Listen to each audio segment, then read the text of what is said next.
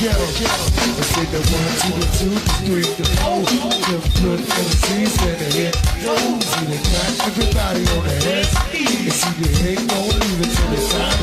Now it's 1 to the 2 to 3 to 4. And you know my nigga Reds in the hit. You see the crack, everybody on the head. You see the hate, don't leave it till it's time. They come out. But what you niggas know about the third side?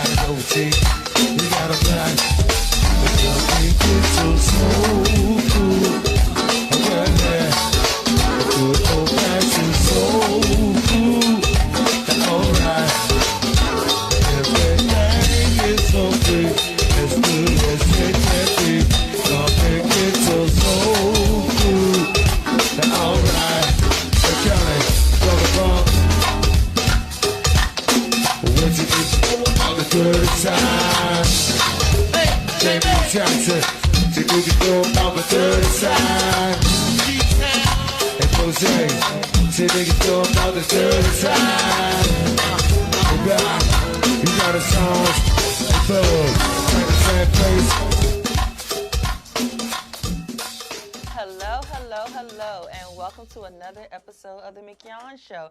I am your host, Mignon, and tonight, this evening, we have an amazing special guest here. We have Mrs. Candace Brown here, the founder of Ramona's Army of Angels, and I am so excited to have her here today. She does so much in the community with her Army of Angels. They are just so phenomenal, and I'm just excited with her being here. I am so excited. This is actually my adopted mother. Yes. I met her, doing the work of domestic violence, and you're going to hear a little bit about her story and what all she have done to give back to the community and all what she continuously to do. So welcome, Mama. Thank you. I'm the one that's excited. I am too. And may I also say I'm very proud of you. Oh, thank you. I'm very proud of you and the things that you've done. Amen. Amen. And are doing.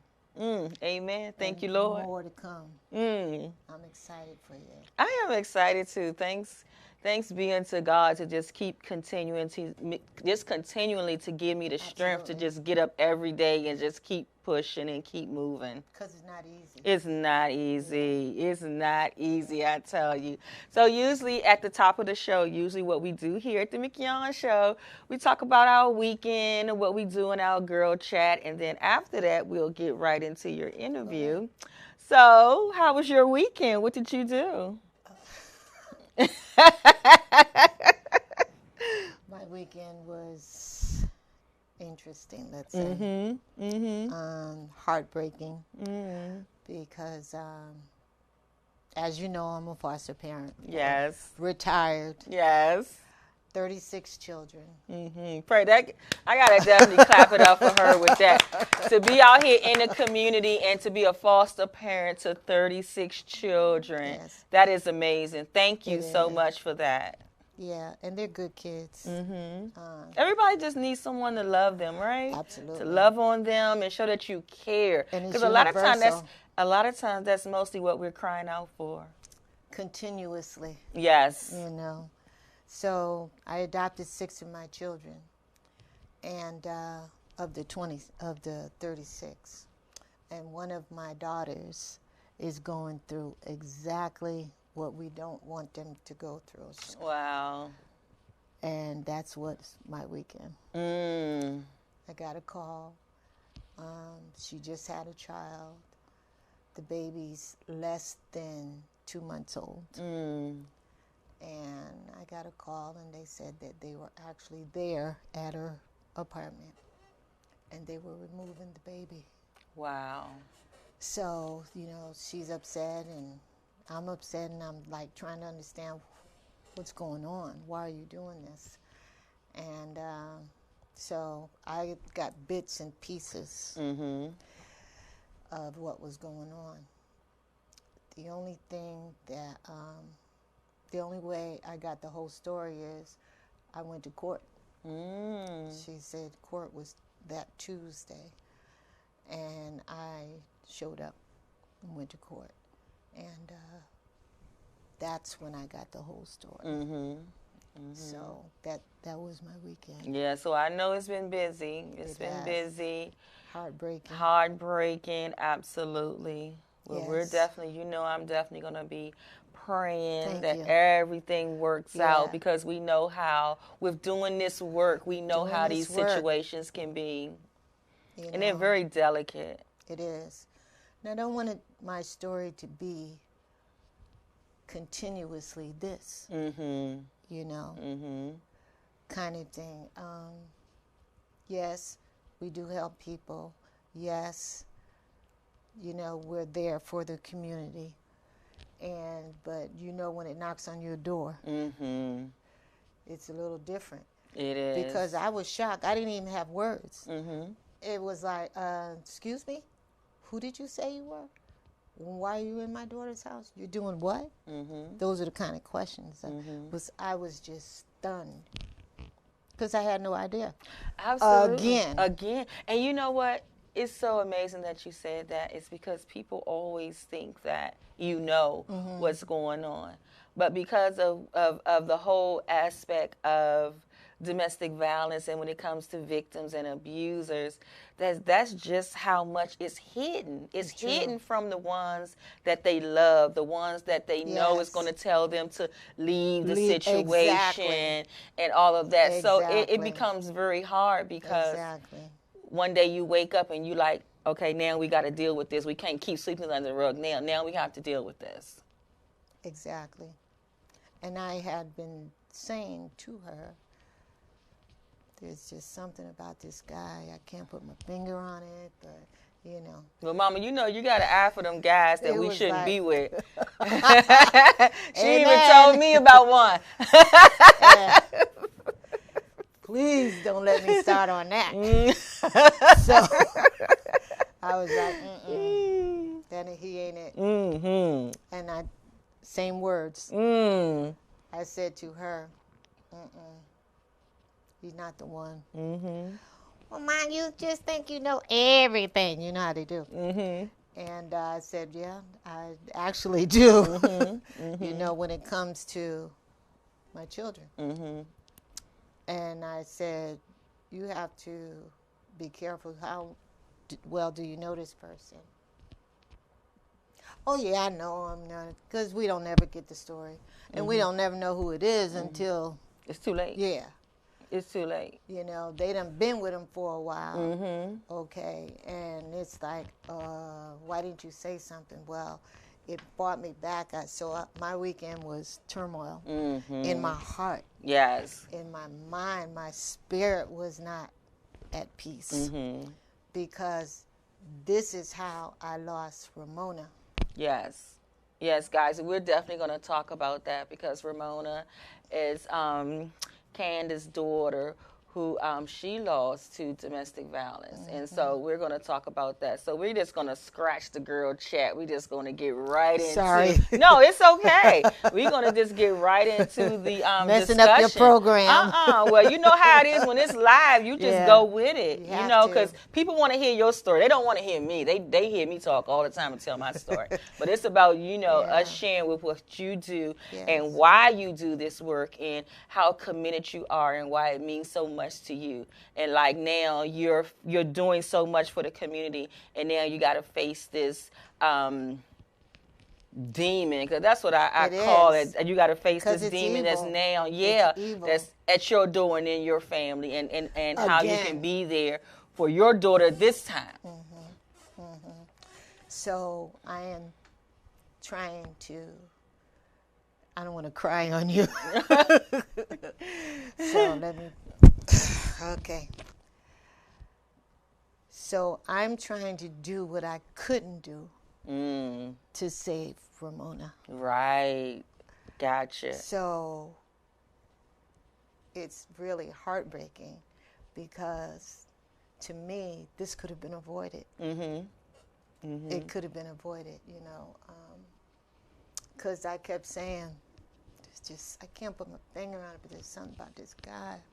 I don't like it, you know. And most, not all, but they're very charming. Very charming. You know, very charming, you know, and,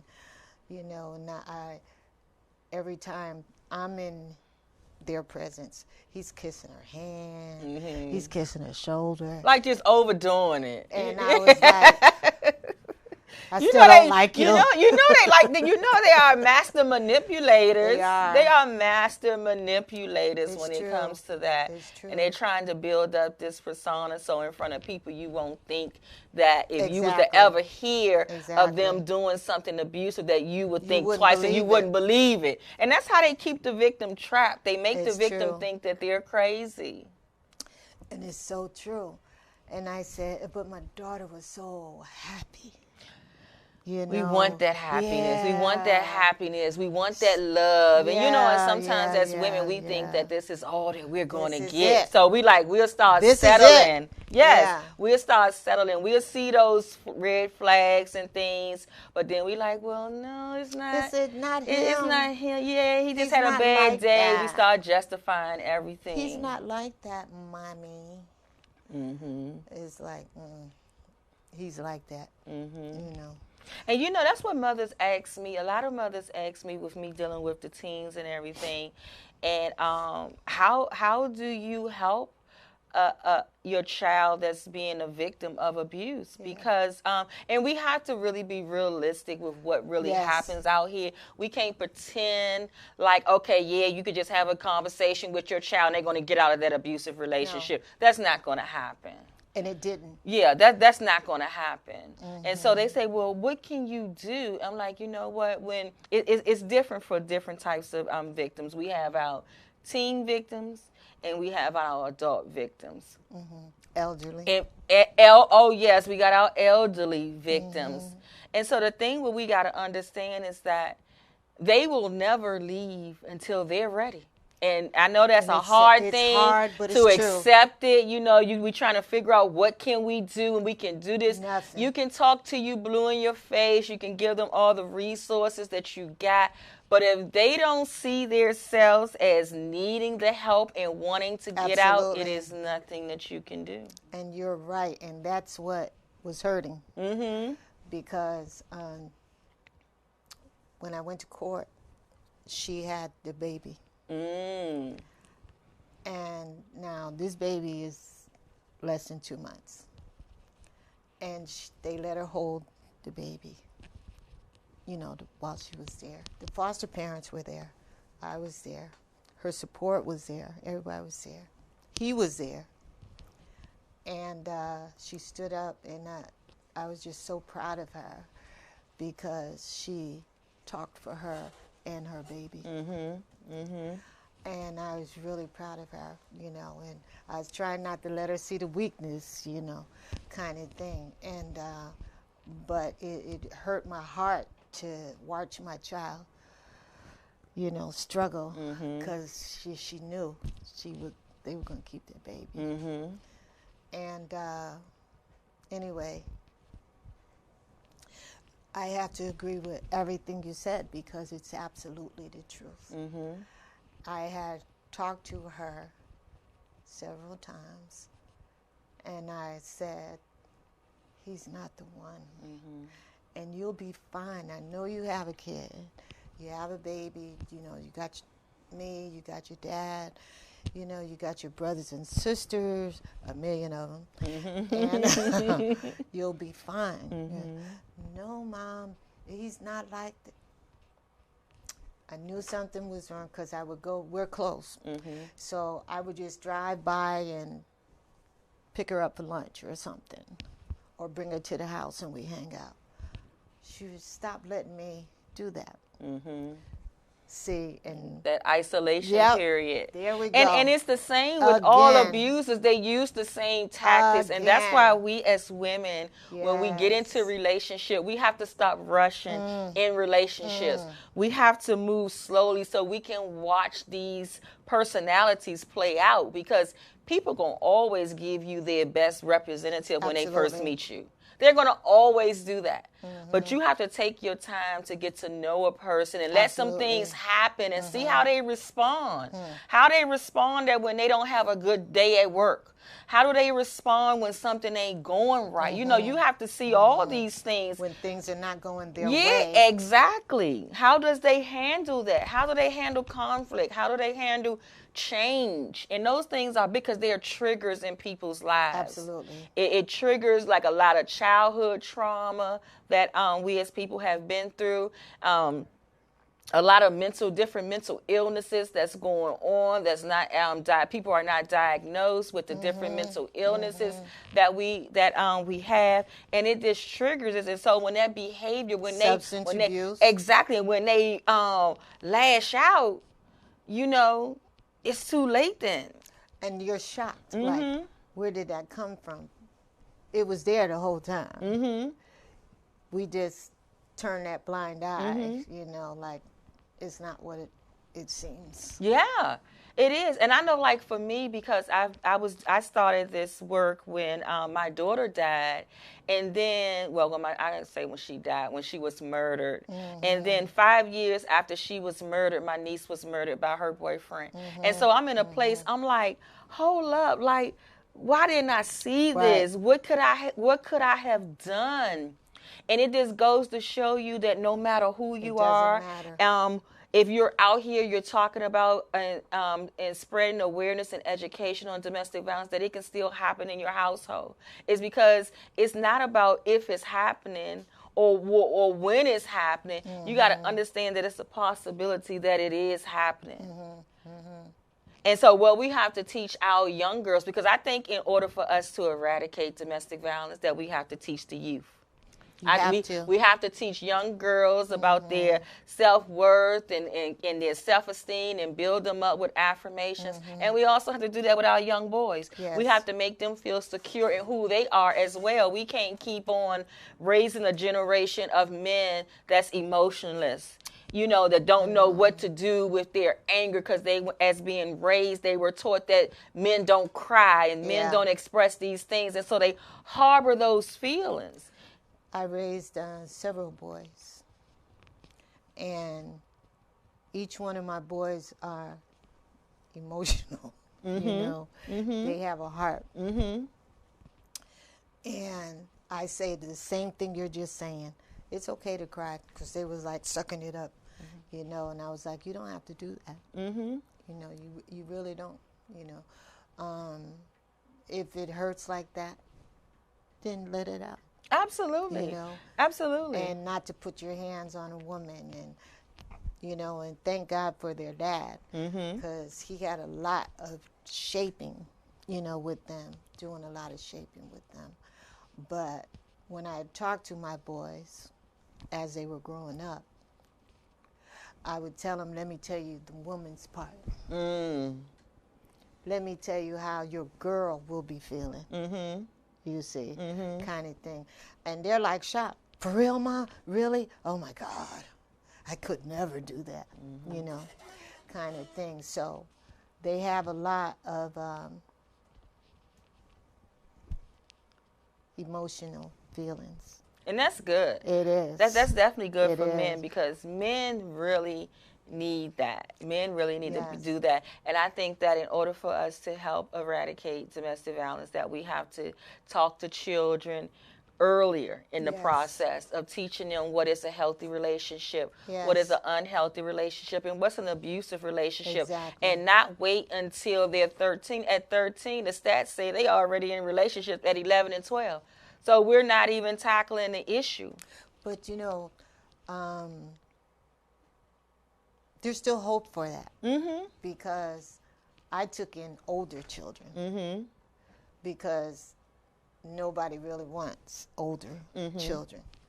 And so my boys were already at that age, you see. But I believe what helped with talking to the boys from a woman's point of view and their mother is that they saw it.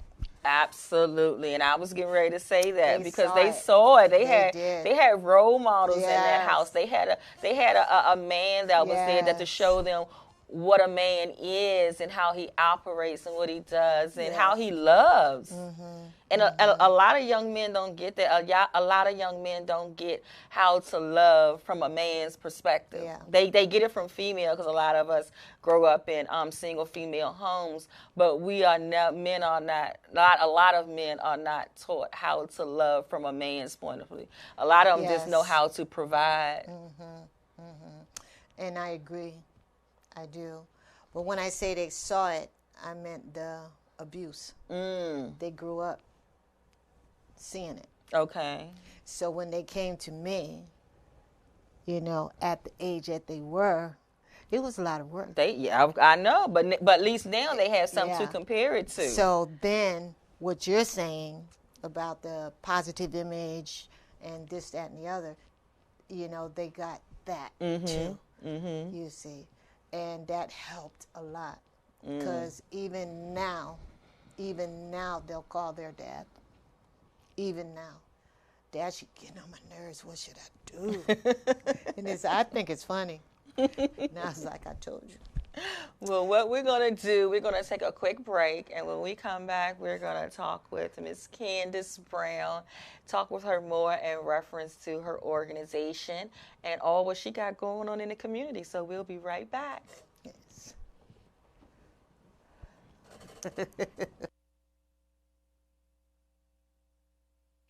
Y'all ready to move a little bit here?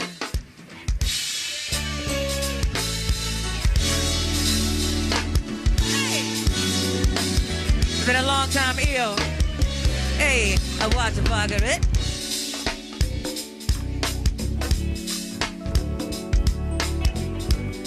We're gonna start off in cruise control for you, baby. A nice and easy fella.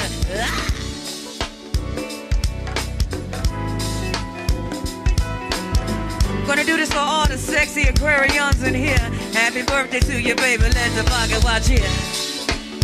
Happy birthday to Miss Sabrina. Yes, right, baby. What you say, baby? I'm coming to you. And Mr. Danny got a birthday. Happy birthday to you, Danny.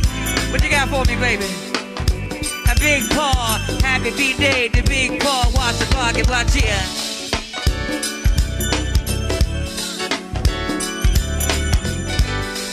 And Lauren got a birthday. That's coming from the sexy Troy. Too smooth, Troy. That's right. That's right. Shout out to all the sexy Aquariuses in here. All right. Hey, I Bella Donna, watch the clock do the work. He's up on him, Cherie. Sweet Cherie, baby. Yes, indeed. Hey.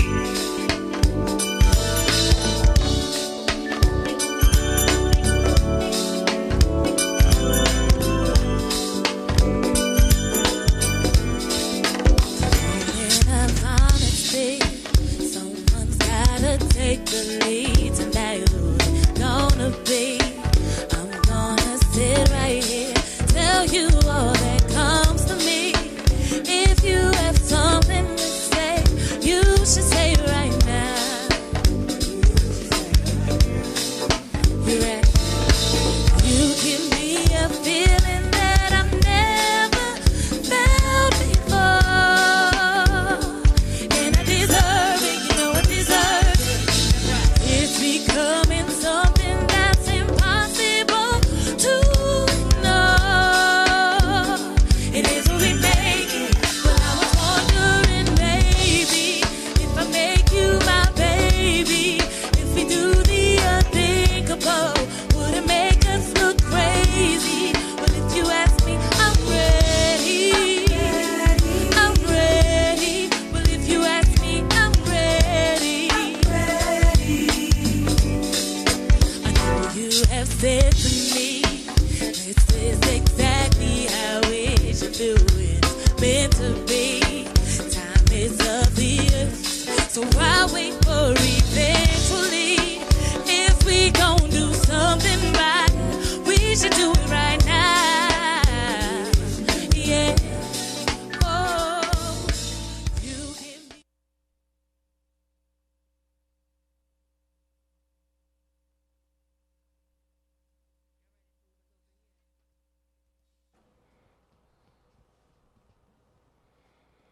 Okay, guys, welcome back to the Mignon Show. I am your host, Mignon, and back at the table we have Miss Candace Brown, the founder of Ramona's Angels. Welcome back. So, tell our audience a little bit about Ramona's Angels. Okay. Ramona's Angels started because my daughters, Take your time. I had to bury my daughter. And no parent wants to do that. Absolutely. Ever. It is the most painful thing I have ever had to live through. And she left 2 children here.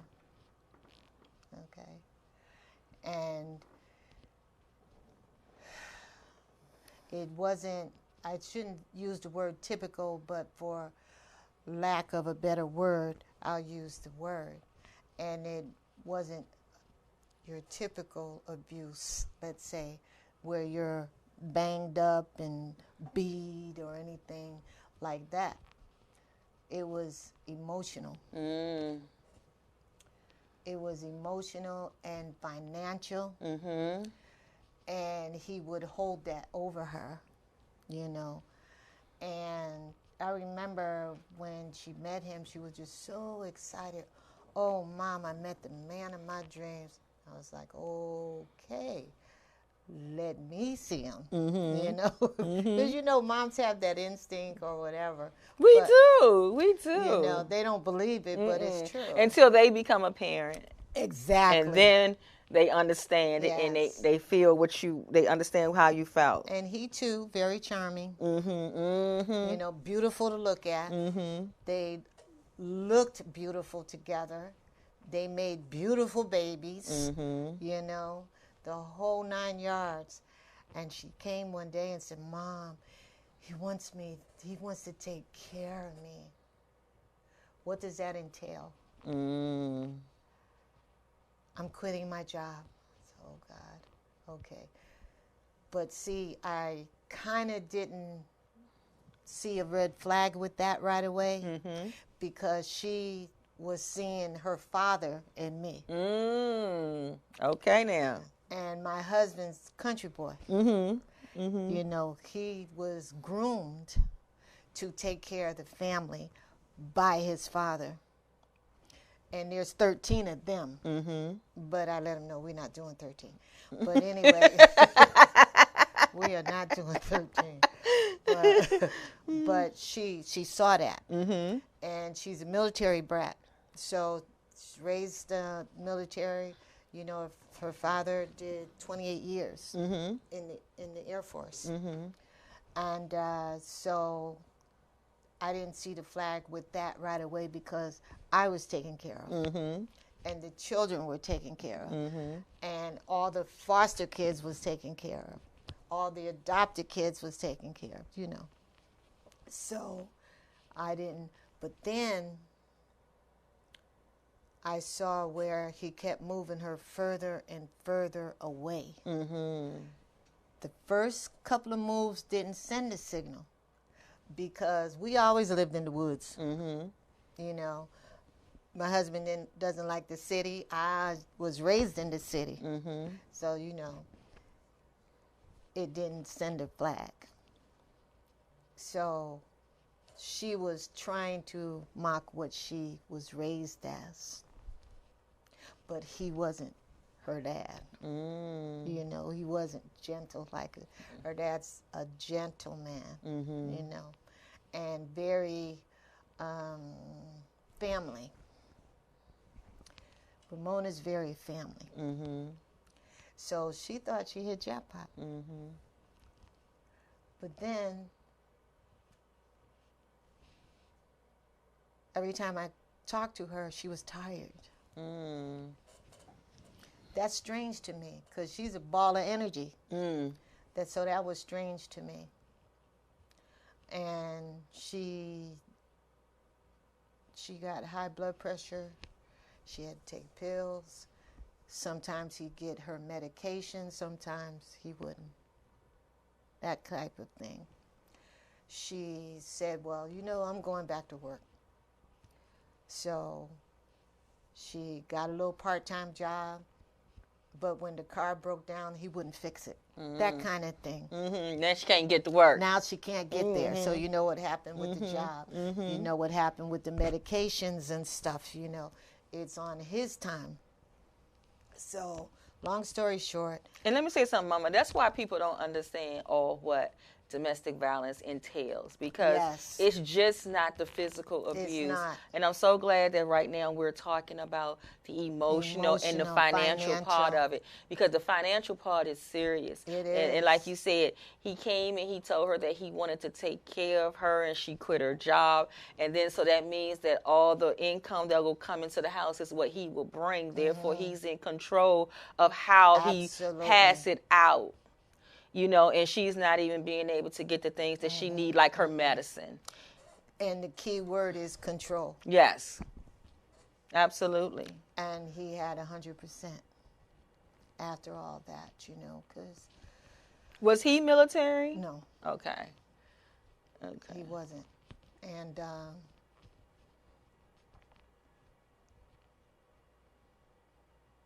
anyway, it was difficult. And I said, Mona, why are you always tired? Now, I do want to say she wasn't here. She lived in California. And so I'm 3,000 miles away and picking up on something's not right. What amazes me is nobody said anything. But I also know now that I've been doing this work, that's part of it too. That's part of it. And people think that, okay, well, I will know if this is happening. No, you're not. We become great pretenders. When I was in my abusive relationship, is that I lied and pretend about so many things that was going on. Yes, covering it up and not wanting anybody to look at him in a bad light. Because like how you say in the beginning, I had people was telling me too, oh, he ain't for you, family members and friends saying, nah, that's not him. And then when I got married, they thought I was crazy, which I was, you know, but when you're in it, you don't see it. You always thinking that that it's going to work out and get better and all these different things. And so you try to separate yourself from your family so they won't have to witness the abuse that they say. And because there's a shame. Yes, the guilt and shame that goes with it. It goes with the abuse, you see. So, but anyway, I got a call as it went on, and that the ambulance was at the house. And Mona was on the way to the hospital, and he was in the back of the ambulance, following the ambulance. So I asked him, by the way, she stopped breathing twice. And they brought her back twice. What helps me with that is I feel that she had a conversation with God. During that time that she stopped breathing. I believe, and it has helped me many, many nights, that she had that conversation with God. And God told her, you don't have to take it anymore. I'll take care of you. And I believe that. I believe that she is with God.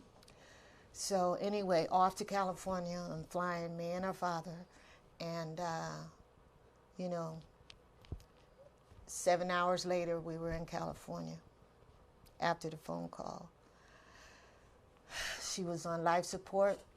I asked him, don't remove anything until we get there. The last thing I wanted to do, and I knew that's probably selfish, was I didn't want to walk in and my daughter's not breathing. I didn't want to witness that. And so he did. He left that on. So we talked to the doctors and this, that, and the other. And he said, there's no brain activity. It was just the machines. Everything had to come through him. Because he was the husband. Yeah, yeah. So I asked him to let her go. Because her body started looking different. She had swole up, and I don't know all the terms for why all of that thing, but to me, the body started doing what it was designed to do. So I asked him to let her go. He had been to the hospital and left. He was there. The nurse said he was there like 6 minutes and left. So I called him. He did come back. He signed the papers. And she never took a breath. She never took a breath. So, but anyway, that's how Ramona's Army of Angels came to be, because I had to bury her. Absolutely. And in that, he had no money. No medical insurance for her. No life insurance for her. Nothing was in place. So we had to step in. And we did. And take care of your baby. Absolutely. Absolutely. And we did not exclude him, okay, because he still have those kids. And they love their dad. Now, I want to say that when I was calling and she was always saying she was tired, I turned to her father and I said, something is not right and she needs to be here. So she's a daddy's girl, so I put him on the phone and he says, I'm going to call you later, because he's not going to talk in front of me. And he did. I don't know when it happened or whatever, but he did call her. And next thing I know, he said, she'll be here in 2 weeks when the kids are out of school. Because California is all year round. So, and she's a mother, okay? So she let the kids go ahead and finish, say goodbye to their friends and all of that, and came on out. But even then, she never said a word. Even then, about 2 weeks into the vacation, I said, okay, we were having movie night. She did the popcorn, I did the drinks. And I said, Ramona, we're close, and I know something is not right. You need to talk to your mother. And that's when she started crying, and she told me. And I could not believe some of the things she was saying. Like, one story she told me is that they got into it, and he actually hit her physically, and because she ran outside, and when he hit her, she fell out because the blood pressure. She fell out in the driveway, and he left her there. Wow. Wow. I couldn't believe it. She was pregnant. Left her there. So anyway, I couldn't get her to stay. Even after all that. All of that? I could not get my child to stay. Last words. I couldn't let her go. I'd call her dad. Don't let her go, Dad, And she promised us, I'll be back in December. So this is a hard time for me. Oh, yes, December, okay. I'll be back, Mom, in December around Christmas time, and I'm never going back. I'm never going back. And I believed her. I believed her. So she went back. When she left, she had a place to stay. When she went back, she had no place to stay. He then let it go and moved in with some female. Okay. So I know when she went back, she heard from him. I told you, I told you, or whatever they say, And she did go to family all out in California. And that didn't work out. And I was angry for a while. So I want to say that try not to be too hard on family, because it's hard for them too. Absolutely. Because they'll take you. They'll take you and your kids, but he can't come. Right. Absolutely. You see, and when you only have, a couple of rooms yourself, or you barely making it, and now here comes a whole new family, it's hard. It is hard. It's hard. It is hard. So try not to be too angry with the family. Try and have some understanding that it's hard for them too. Absolutely. Absolutely. Because we in this whole fight of domestic violence, there's no winners. It affects everybody. It affects the whole entire family. It affects their community. Yes. Everything. Everything is affected by it. So we do have to be more when it comes to victims and family members. We have to remember that we definitely have to show them more love. Yes. And understanding, love and understanding. And no one is stupid. Nobody wants to be treated like that. But it's just the state of mind of where they are. It is. It is. And the only thing that helps them get out is that knowing that, we love them and that we support them. Yeah. And that when they're ready to make that move, they're going to come to you. We'll be there. We will be there. So I'm trying to do that with this Ramona's situation. Angels. Yes. Oh, and yes, your daughter. Okay, so your daughter now. So yes. Tell us now, with going through all of that with Ramona and her losing her beautiful life, and you have turned that tragedy around, that now you are helping other mothers. Yes, I am. With daughters that are victims. So let's talk about Ramona's Angel and that beautiful group of people. Yeah. I love my angels. Yes. I love them. And she won. Absolutely. Absolutely. And it's like no matter what a person needs, you could call. And say, Mama, I need so-and-so and so-and-so. Which I have. Oh. And y'all know I did tell y'all about last month when we did the mother and daughter brunch. I mean, the angels, they came in full effect and helped us with that. The Lakeisha Brown Foundation was in charge of the whole brunch for over 100 mothers and daughters. Yes.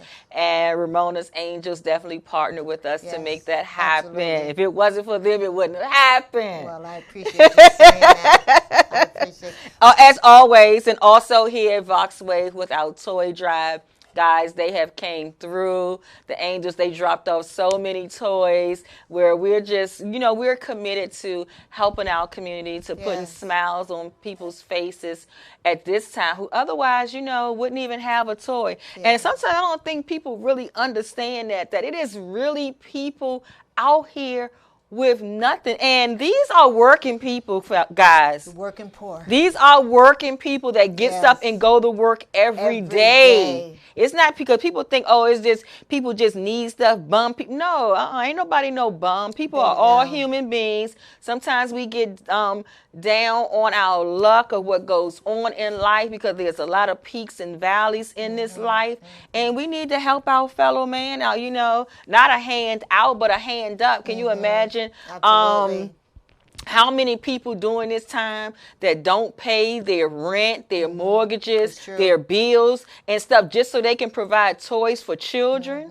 I worked in property management for over 19 years, and I'm used to people. You'd be amazed at how many people do not pay for the roof over their head to provide a Christmas for their children. Working people. And a lot of times, not all the time, but a lot of times, it's because they didn't have. Yes. So they want to do better for their children. Absolutely. You see, kind of thing. So it's very true. Or, unexpected emergencies come up. Your car breaks down. Absolutely. If you don't have a car, you can't get to work.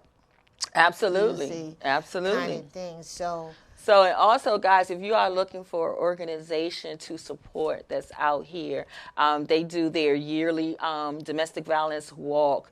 They are Yes. out here donating and helping other organizations. Like I Yes. said, they helped us with our toy drive. They help with the mother and daughter brunch, and they do so many other things in the community. If you want to be able to support an organization that's out here on the front lines doing the work in the community, please get in contact with Ramona's Army of Angels. And the website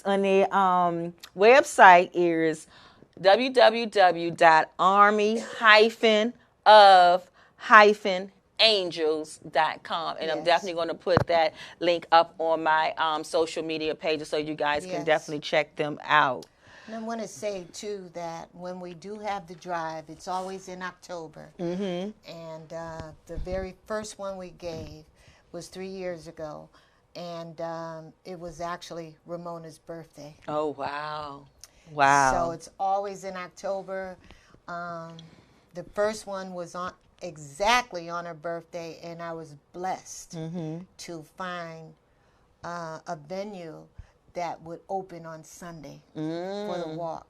And we've been with them ever since. Oh, wow. Amazing. Because of that. Amazing. So 2020, guys, we have to get out there and Yes. support them and be a Yes. part of their yearly fundraiser for their organization. Also, you know, it's the end of the year. You are looking for organizations to donate to, you know, get your tax write-offs or whatever you're Yes. doing, you know, just having a great heart and just donate to them, help them, because they are definitely doing the work in the community. So we know you as yourself. You're also a published author. Oh. And also, guys, I was talking to you guys about the play that I will be in next year. Yes. And Mama Candace Yes. will be in the play as well. The Army of Angels is in it. Oh, my goodness. The Army of Angels are in the play. I am excited. Yes. I am so excited about the play. It is called Not Just October. Right. It's a domestic violence awareness stage play. It will be at the Black Rock Theater in Germantown, Maryland on May the 16th, 2020 at 6 p.m. Yep. And as soon as tickets are available, we will Yes. definitely let you guys know. You got to come out and support the survivors, the angels, Mama Candace and me, and also Wanda. This is actually a production that's from out of New Jersey, and they are on tour, so they will be stopping in the Baltimore area, and we will definitely be doing that out in Germantown. So, Mama, is there anything else that you would like anybody else to let them know before we go? I want to present you with a check. Okay, ma'am. Y'all hear well- that? A check. I like those words. And I want to say that this particular organization, because we connect with many, so we can help, like your organization. Amen. And so it's not for us, it's for others. Absolutely. And so this lady, her name is Carolyn Murphy, and I call her the Queen. The Queen. Okay, Yeah. Queen. Mama say you the Queen. You the She's Queen. She's the Queen. Pat met her. And every year, her organization, which is called Women of Excellence, Not Without a Struggle. Okay, now. I like that. Not without a struggle. That's powerful. That's deep, you know, because you got to struggle for excellence. Indeed. So I went by to visit her. She's in her 80s. And she herself was domestic violence Oh, survivor. wow. And so every year they write checks. So I put You put your finger my up. finger up. Even me. They said, "You want it for the angels?" I said, "No. This is to Lakeisha Brown Foundation." Oh, my goodness. Yes. Praise God. See how good God is, See, y'all. so you I'm be telling blessed you. with that. Thank You be you. blessed with that. Thank you. I am so excited. Thank you. Yeah. You have definitely been a blessing in my life since I met you. And you mine. I have met her over 4 years ago. Guys, we're going to wrap this up. But I met her over 4 years ago at the Prince George's County Sheriff's Department. It's one of the annual events they do in reference. White Mansion. Yeah, and what they do at the Newton White Mansion for domestic violence. And I had the opportunity to sit beside this amazing woman, and we shared our stories, and we just connected that day. I am so glad that God has definitely put her in my life. She helps me so much, and I just adore her so much. I adopted her. Yes. Yeah. It's what I do. I adopt people. Absolutely. So, guys, we want to say thank you so much for tuning in. We thank you for joining us. Yes. We will be back next week with another guest. You guys know you can follow me on Instagram and Facebook at mbaspeaks.com. No, I'm sorry.